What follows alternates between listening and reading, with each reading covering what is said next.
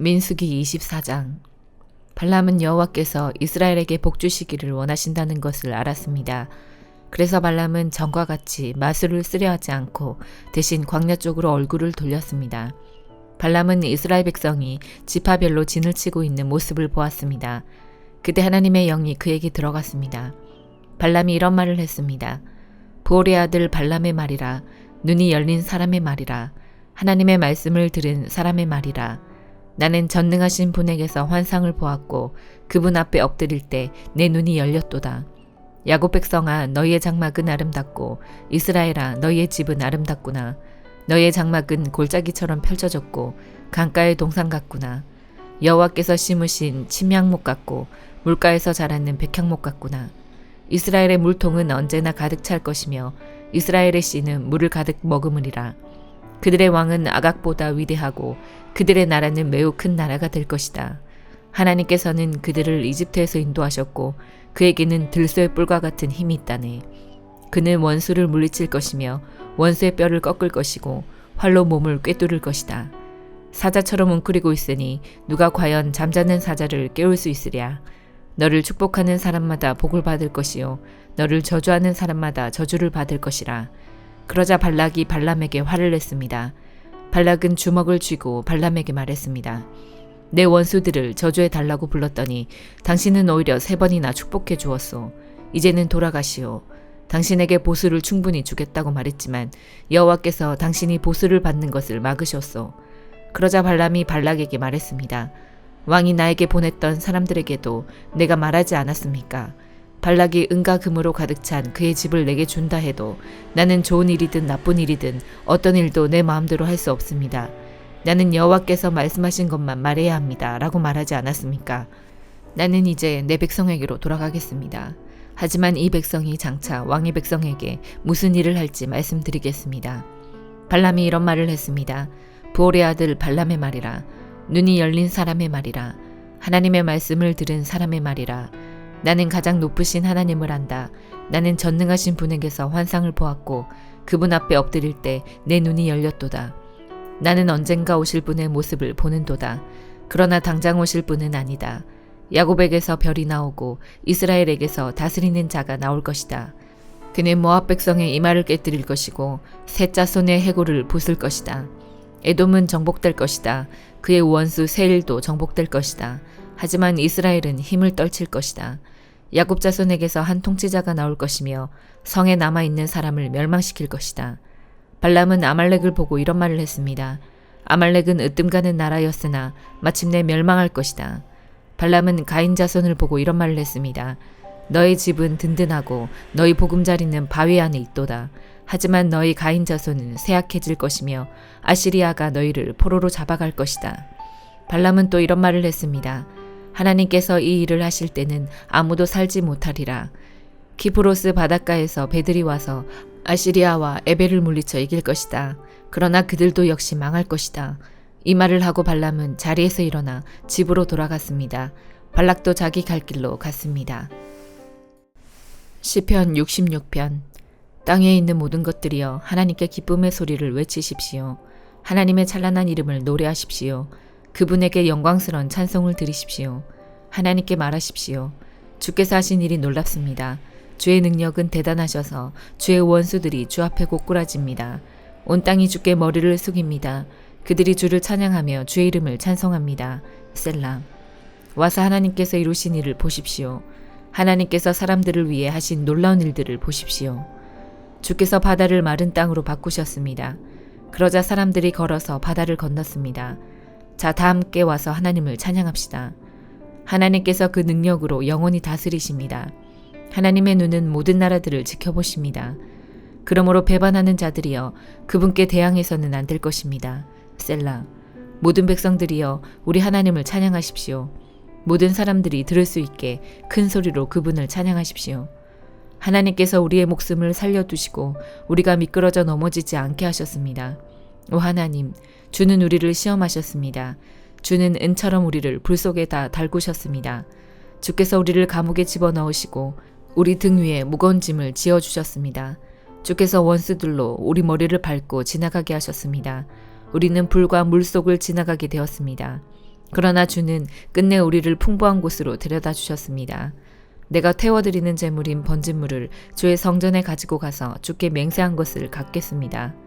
이 맹세들은 내가 어려움을 겪고 있을 때에 주께 약속하고 말씀드렸던 것입니다. 나는 주께 살찐 것으로 제사를 드리며 순양과 소와 염소를 제물로 드리겠습니다. 셀라.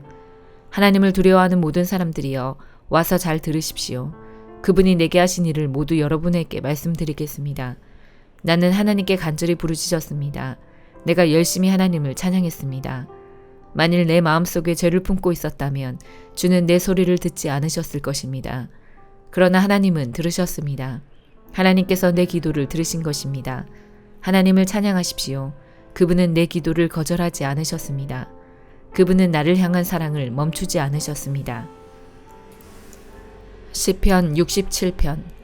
하나님, 우리를 불쌍히 여기시고 복을 내려주소서. 주의 자비로우신 얼굴을 우리에게 비춰주소서. 셀라. 그러시면 주의 길이 세상에 널리 알려지게 되고 주의 구원이 모든 나라들에게 전파될 것입니다. 오 하나님, 모든 민족들이 주께 찬양 드리기를 바랍니다. 모든 백성들이 주를 찬송하기를 바랍니다. 모든 나라들이 주를 기뻐하며 즐겁게 노래하기를 바랍니다. 그것은 주께서 민족들을 공평하게 다스리시고 땅의 모든 나라들을 인도하시기 때문입니다. 셀라. 오 하나님, 모든 민족들이 주께 찬양드리기를 바랍니다. 모든 백성들이 주를 찬송하기를 바랍니다. 땅의 곡식과 채소가 풍성하게 된 것은 하나님께서 우리를 복주셨기 때문입니다.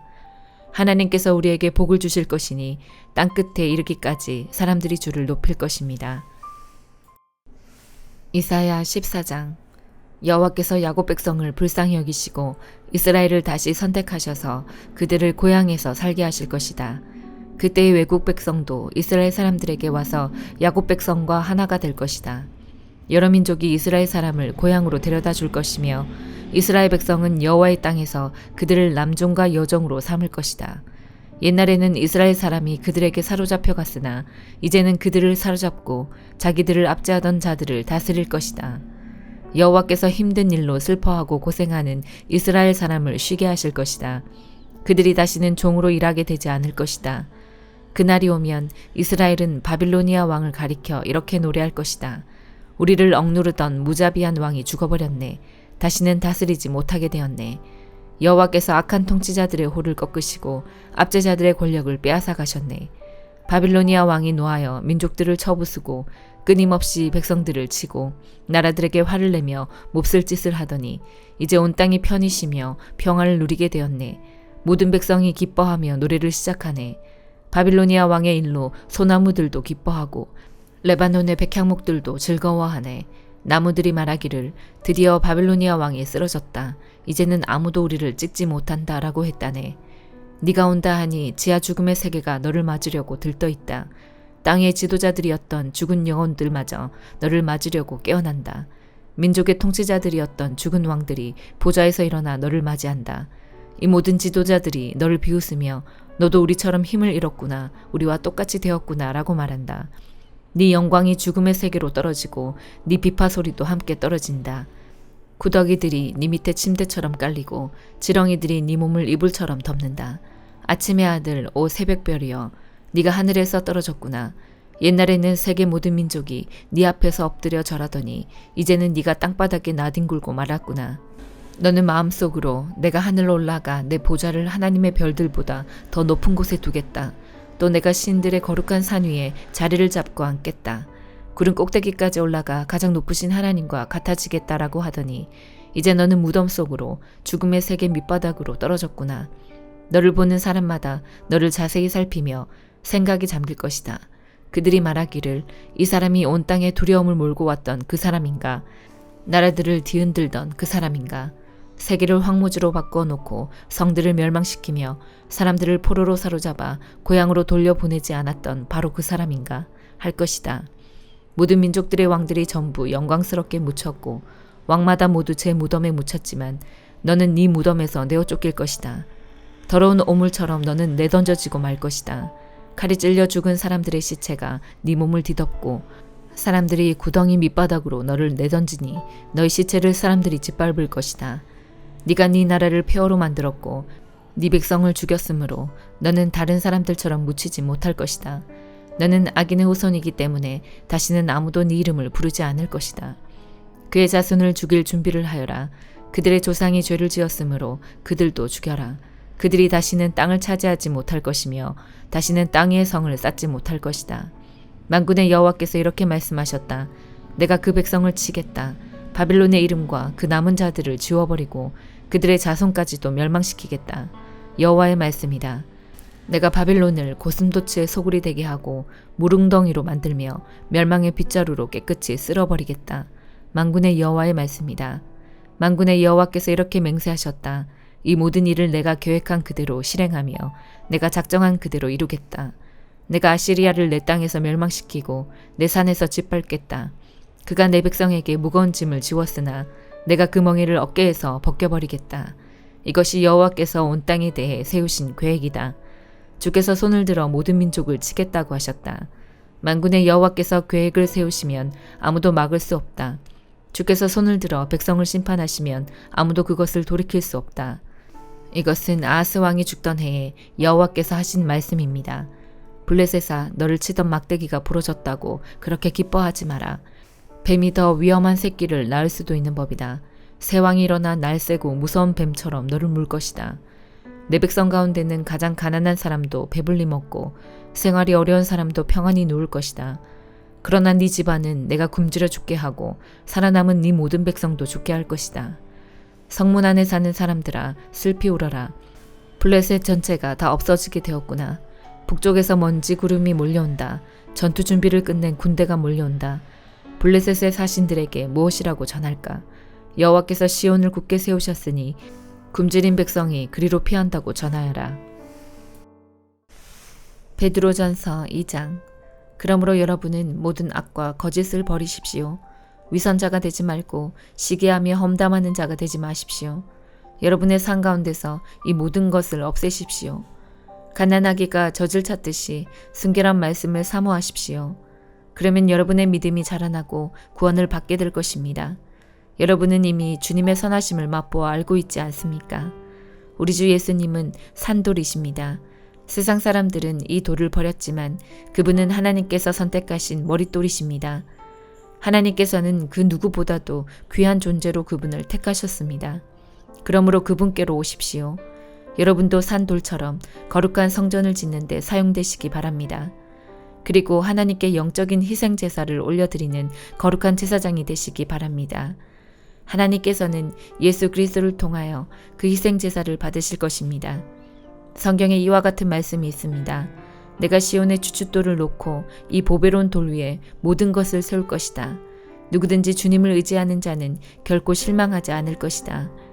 믿는 자들에게 이 돌은 너무나 귀중한 것이지만 믿지 않는 자들에게는 쓸모없는 돌에 불과합니다. 이것은 건축자들이 쓸모없어 버린 돌이 그 집 모퉁이의 머릿돌이 되었다네 라는 말씀과 걸려 넘어지게 하는 돌과 바위가 되었다 라는 말씀과 같습니다. 그들은 하나님의 말씀에 순종하지 않기 때문에 넘어집니다.